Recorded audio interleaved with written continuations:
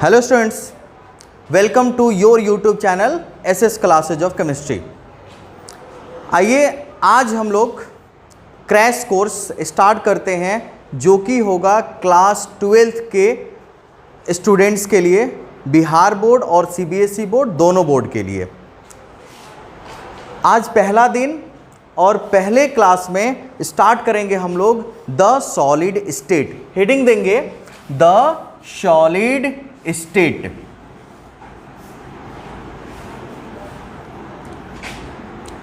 Crash course online भी है, offline भी है। आप लोग के सामने बहुत सारे स्टूडेंट बैठे हुए हैं, आप लोग भी कॉपी निकालिए, शुरू कीजिए। The solid state. सबसे पहले सॉलिड का introduction. What is solid? Solid Hindi में इसको बोलते हैं ठोस। जो बिहार बोर्ड वाले स्टूडेंट हैं वो हिंदी में भी लिखेंगे और जो सीबीएसई बोर्ड वाले स्टूडेंट हैं वो अपना सिर्फ इंग्लिश में लिखेंगे। शुरू करते हैं सॉलिड। What is solid? तो सॉलिड के बारे में ये बताया जाता है the substance that have definite volume, definite shape, that show rigidity, okay, known as solid. तो सॉलिड में डिफिनिट वॉल्यूम, डिफिनिट शेप और सॉलिड रिजिड होता है, नॉन कंप्रेसिबल होता है। तो सॉलिड को के डिफिनीशन को ना लिख के हम लोग स्टार्ट करते हैं कैरेक्टरिस्टिक्स ऑफ सॉलिड, और इसी में हम लोग सॉलिड का डिफिनीशन भी पढ़ लेंगे। कैरेक्टरिस्टिक्स ऑफ सॉलिड, हेडिंग देंगे कैरेक्टरिस्टिक्स ऑफ सॉलिड। ठोस के अभिलक्षण। ठोस के अभिलक्षण। हम पहले इंग्लिश में बोल रहे हैं, समझा रहे हैं, लिखिए। The first point, the intermolecular force of solid, the intermolecular force of solid is very strong. The intermolecular force of solid is very strong and the intermolecular space between the solid particles is very short. मतलब ठोस के कण के बीच अंतराण्विक बल अत्यधिक मजबूत होता है, जबकि अंतराण्विक दूरी अत्यधिक निम्न यानी कम होता है। अब second characteristics, solid have definite volume, definite shape and definite mass. Solid का ठोस का आयतन, आकार तथा द्रव्यमान निश्चित होता है। ठोस का आयतन, आकार तथा द्रव्यमान निश्चित होता है। थर्ड प्रॉपर्टी है solids are rigid. Solids are rigid and non compressible. Non compressible, देखिए ये कंप्रेसिबल, नॉन कंप्रेसिबल इंग्लिश वाला ही वर्ड आसान है, हिंदी वाला खतरनाक है। ठोस, हिंदी में ठोस कठोर तथा असंपीड्य। असंपीड्य है ना खतरनाक वर्ड, असंपीड्य होते हैं। असंपीड्य होते हैं। Solids are rigid and non compressible. Next point number 4, the particles of solid can not move. The particles of solid can not move, they can only oscillate. They can only oscillate at their mean position. They can only oscillate at their mean position. ठोस के कण घूम नहीं सकते हैं, ये केवल अपने माध्य स्थान पर दोलन करते हैं। ये केवल अपने माध्य स्थान पर दोलन करते हैं। ये था कैरेक्टरिस्टिक्स ऑफ सॉलिड। सॉलिड के पार्टिकल्स का हम लोग बनाते हैं स्ट्रक्चर, और उसके बाद समझेंगे कि ये कौन कौन से प्रॉपर्टीज़ के बारे में हम लोगों ने अभी पढ़ा। तो सॉलिड के पार्टिकल्स का देखना। सबसे पहले सॉलिड के पार्टिकल्स का जो अरेंजमेंट होता है वो एक रेगुलर पैटर्न में होता है। ये है पार्टिकल्स ऑफ सॉलिड, इनका अरेंजमेंट एक रेगुलर पैटर्न में है। अब ये रेगुलर पैटर्न में क्यों है, तो अभी हम लोगों ने पढ़ा कि सॉलिड के पार्टिकल्स के बीच में हम लोगों ने ऑब्जर्व किया जो भी सॉलिड है उनके पार्टिकल्स के बीच में जो लगने वाला इंटरमोलिकुलर फोर्स है वो काफ़ी स्ट्रांग है। तो इंटरमोलिकुलर फोर्स जब स्ट्रांग होगा तो पार्टिकल्स के बीच का दूरी जो होगा वो मिनिमम होगा, है ना। तो पार्टिकल्स के बीच में जो डिस्टेंस है वो न के बराबर है। ऐसा होने से सॉलिड जो है हार्ड हो जाता है और नॉन कंप्रेसिबल है। अगर सॉलिड के पार्टिकल्स को हम लोग कंप्रेस करें, आपके पास अगर आयरन हो, वुड हो, इन सब को आप कंप्रेस करें तो आप उसको कंप्रेस नहीं कर पाएंगे। इसलिए हम लोग क्या बोलते हैं कि solids are hard and non compressible. Solids are hard and non compressible. उसके बाद अगर हम लोग इस पे बीट करें तो क्या इसके पार्टिकल्स मूव कर पाएंगे? जैसे ये बोर्ड सॉलिड है, बीट करने पे इसके पार्टिकल्स मूव कर रहे हैं? नहीं कर रहे हैं। ऐसा क्यों है भाई?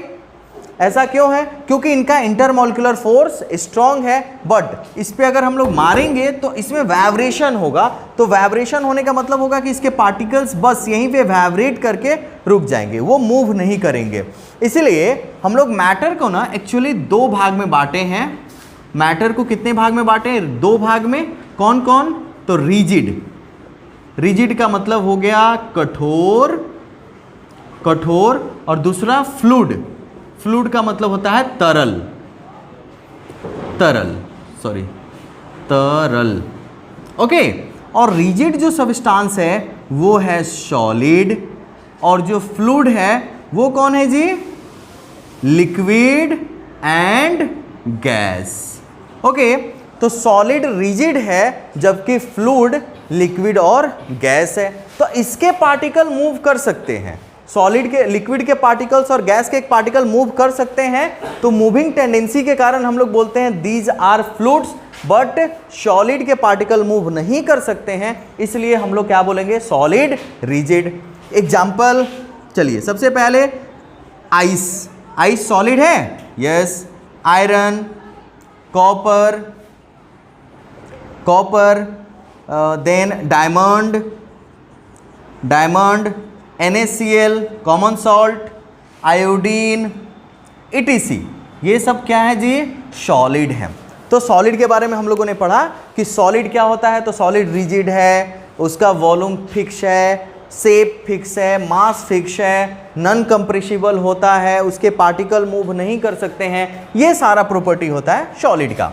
आइए अब देखते हैं सॉलिड कितने टाइप्स का होता है। सॉलिड एक्चुअली दो टाइप्स का होता है, two types. There are two types of solid. कौन कौन? तो सॉलिड, कौन कौन से सॉलिड हैं? तो पहले हैं क्रिस्टलाइन सॉलिड। क्रिस्टलाइन सॉलिड, और क्रिस्टलाइन सॉलिड को हिंदी में हम लोग बोलते हैं क्रिस्टलीय ठोस। क्रिस्टलीय ठोस, या फिर इसको हम लोग रवाकृत ठोस भी बोल सकते हैं। और दूसरा है non crystalline solid. Non crystalline solid का हिंदी क्या हुआ जी? अक्रिस्टलीय ठोस, अक्रिस्टलीय ठोस। और नॉन क्रिस्टलाइन सॉलिड को ना हम लोग एमरफस सॉलिड भी बोलते हैं, एमरफस सॉलिड। अब ये दोनों क्या है? क्रिस्टलाइन सॉलिड क्या है, नॉन क्रिस्टलाइन सॉलिड क्या है, इसको हम समझते हैं। क्रिस्टलाइन सॉलिड, सिंपल सी भाषा में समझिएगा, क्रिस्टलाइन सॉलिड वो सॉलिड है जिसमें पार्टिकल्स का अरेंजमेंट एक रेगुलर पैटर्न में होता है। तो जिसमें पार्टिकल्स का अरेंजमेंट एक रेगुलर पैटर्न में हो, पार्टिकल्स का अरेंजमेंट रेगुलर हो, उसको हम लोग बोलेंगे क्रिस्टलाइन सॉलिड। लेकिन एमॉर्फस सॉलिड या फिर नॉन क्रिस्टलाइन सॉलिड वो है जिसमें पार्टिकल्स का अरेंजमेंट रेगुलर ना हो। अब रेगुलर और इरेगुलर से क्या मतलब है जी? तो देखना, जैसे क्रिस्टलाइन सॉलिड में ना पार्टिकल्स का अरेंजमेंट इस प्रकार से होगा। ये है आपका क्रिस्टलाइन सॉलिड, ओके, ये है क्रिस्टलाइन सॉलिड। या फिर इसमें पार्टिकल्स का अरेंजमेंट इस प्रकार से हो, sorry, negative positive negative positive negative positive, फिर पॉजिटिव निगेटिव, सॉरी, छोटा सा कैटायन जो होता है वो छोटा होता है, अनायन बड़ा होता है, पॉजिटिव निगेटिव, फिर से यहाँ पे negative positive negative positive, negative, positive, इस ढंग से अरेंजमेंट हो तो इसको हम लोग बोलेंगे क्रिस्टलाइन सॉलिड। लेकिन एमरफस सॉलिड में ना पार्टिकल्स का अरेंजमेंट रेगुलर पैटर्न में नहीं होता है। एमरफस सॉलिड में पार्टिकल्स कहीं कहीं ऐसे किसी भी जगह पे अरेंज होते हैं, इसलिए क्रिस्टलाइन सॉलिड में हम लोग बोलते हैं कि particles are arranged in generally long range order. इसमें पार्टिकल्स का अरेंजमेंट लॉन्ग रेंज ऑर्डर में होता है, मतलब ये एक ही पैटर्न को फॉलो करता है। लेकिन नॉन क्रिस्टलाइन सॉलिड में या एमरफस सॉलिड में कोई पैटर्न ही नहीं है ना, तो इसलिए बोलेंगे non crystalline solid. In non crystalline solid particles are arranged in short range order. Long range order का मतलब हो गया कि दीर्घ परासी व्यवस्था होती है, और शॉर्ट रेंज ऑर्डर का मतलब हो गया लघु परासी व्यवस्था होती है। तो पहले क्रिस्टलाइन सॉलिड का डिफिनीशन लिखेंगे। लिखे crystalline solid, the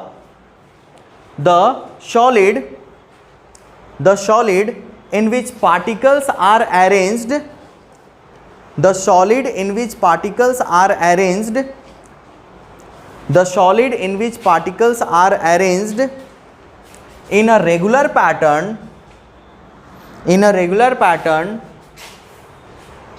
the solid in which particles are arranged in a regular pattern and they have definite geometrical shape, and they have definite geometrical shape called crystalline solid, amorphous solid का definition क्या होगा, पहले इसका हिंदी में लिख लीजिए। वैसे ठोस जिसके कणों की व्यवस्था, वैसे ठोस जिसके कणों की व्यवस्था एक निश्चित क्रम में होता है, तथा जिसका ज्यामितीय आकार निश्चित होता है, उसे क्रिस्टलीय ठोस कहते हैं। तो क्रिस्टलाइन सॉलिड में क्या, तो रेगुलर अरेंजमेंट है। सबसे पहले तो पार्टिकल्स का अरेंजमेंट रेगुलर है, और इसका ज्योमेट्रिकल शेप जो होगा वो डिफिनिट होगा। ज्योमेट्रिकल शेप जो होगा वो डिफिनिट होगा। इस चैप्टर में ना हम लोग को क्रिस्टलाइन सॉलिड के बारे में ही पढ़ना है, और उसमें हम लोग पढ़ेंगे जैसे cube, cuboid, tetragonal, hexagonal, orthorhombic, ये सारा शेप हम लोग पढ़ेंगे। तो क्रिस्टलाइन सॉलिड का ज्योमेट्रिकल शेप डिफिनिट होता है। Non crystalline solid, the solid in which particles are not arranged in regular pattern, the solid in which particles are not arranged in regular pattern and they have indefinite geometrical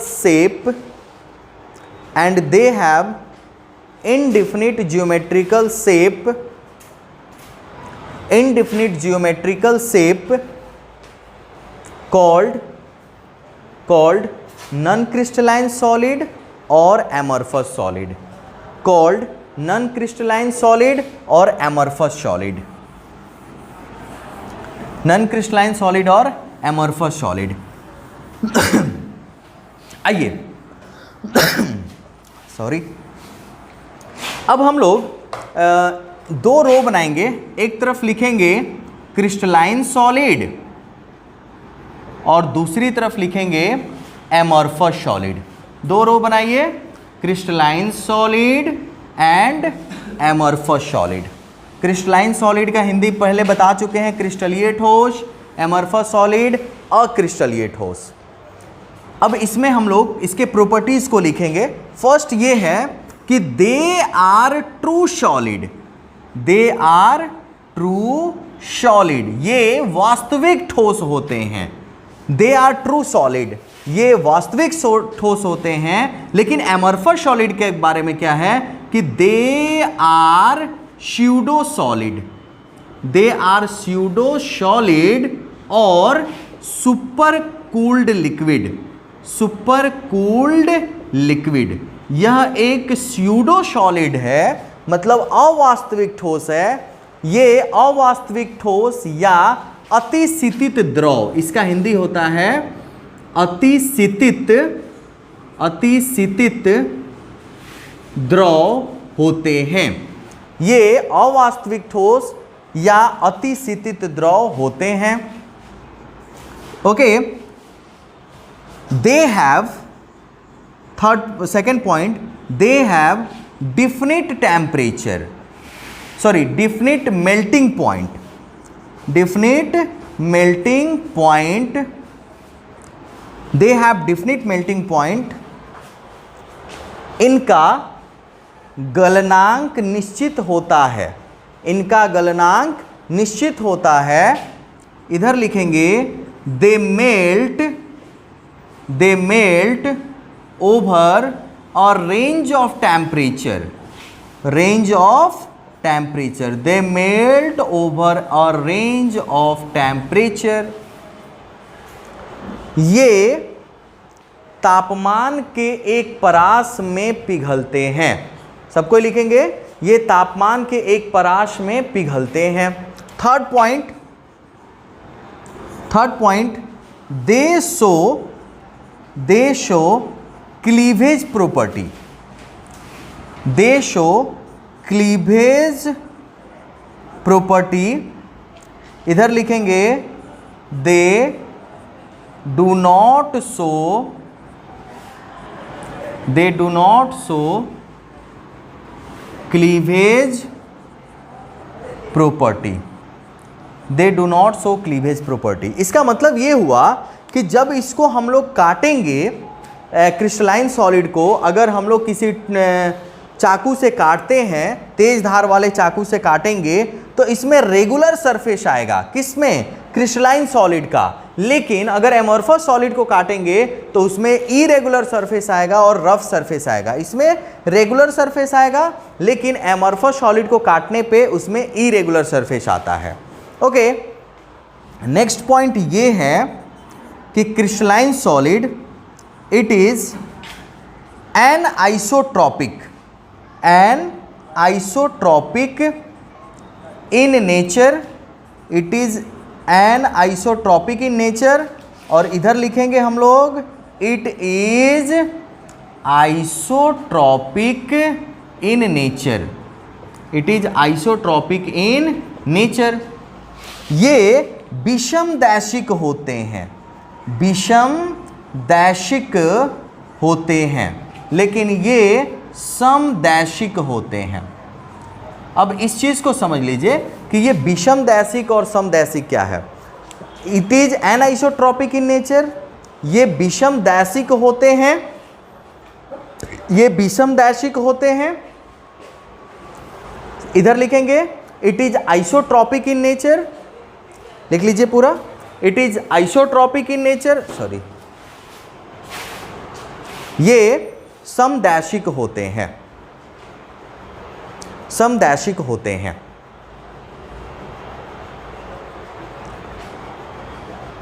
ये था properties और difference भी हो गया दोनों में। अच्छा, एक और पॉइंट हम लोग लिख सकते हैं, एक और पॉइंट, ये हो गया पूरा।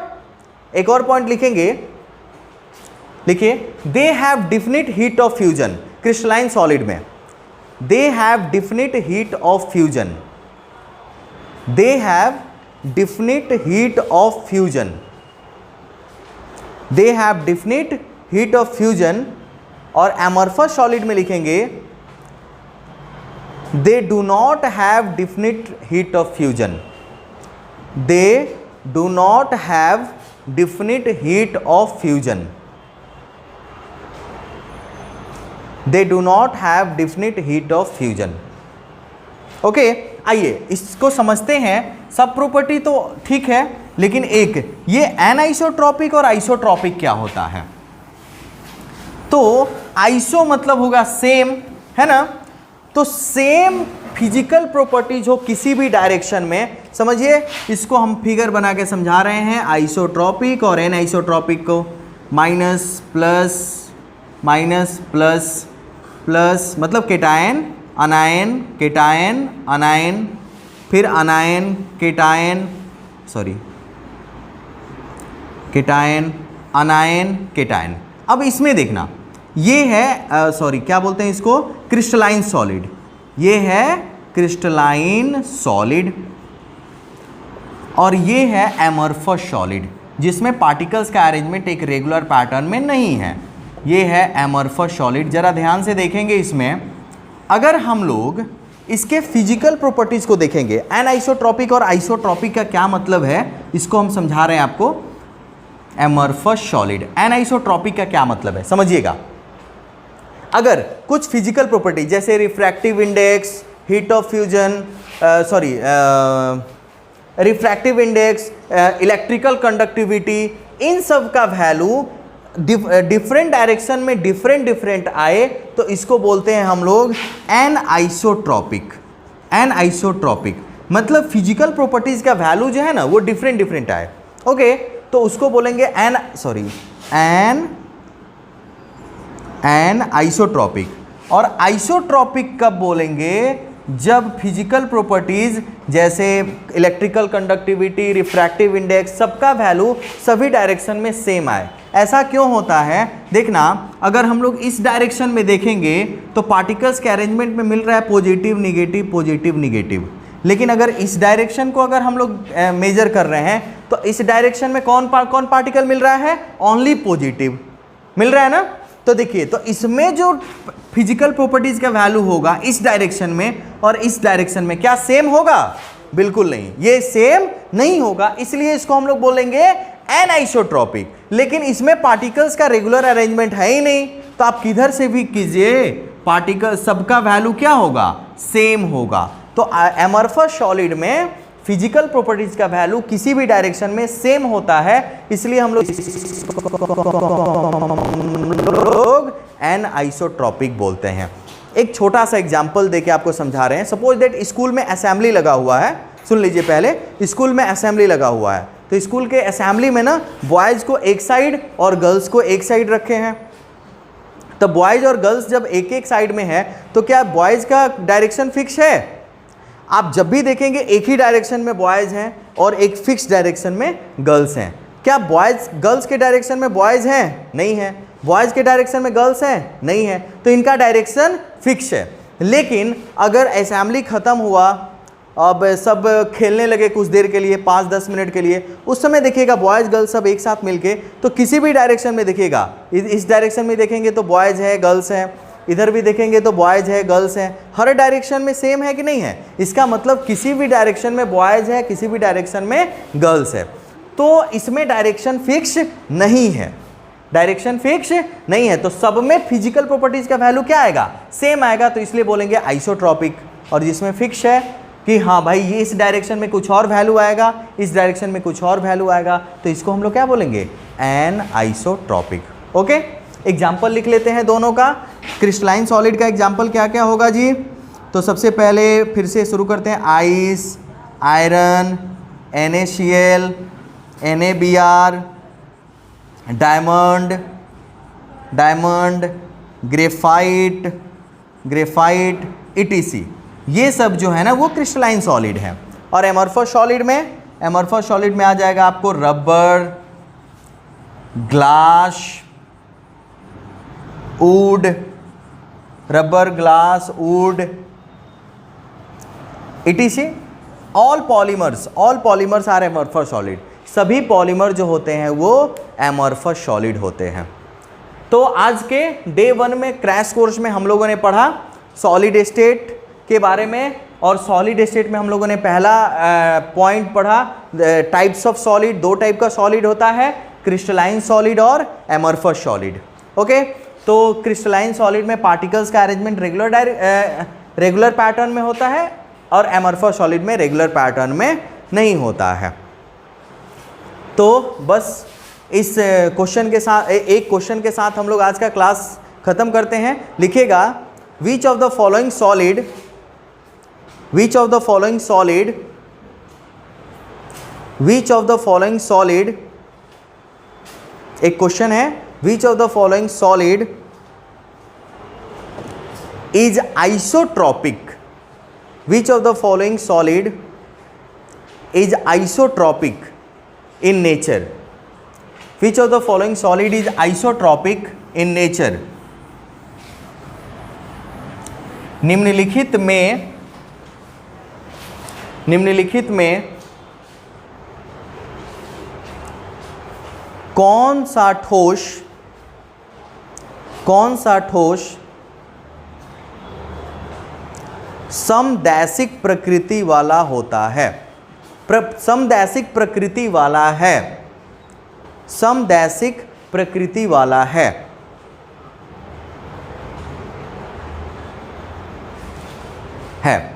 चलिए ऑप्शन है NaCl, बी में आयोडीन, सी में पॉलीथीन,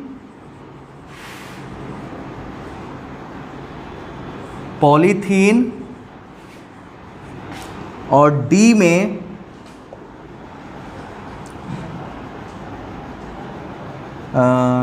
हो जाएगा आइस। सही आंसर क्या है जी? इसका सही आंसर है पॉलीथीन, सी।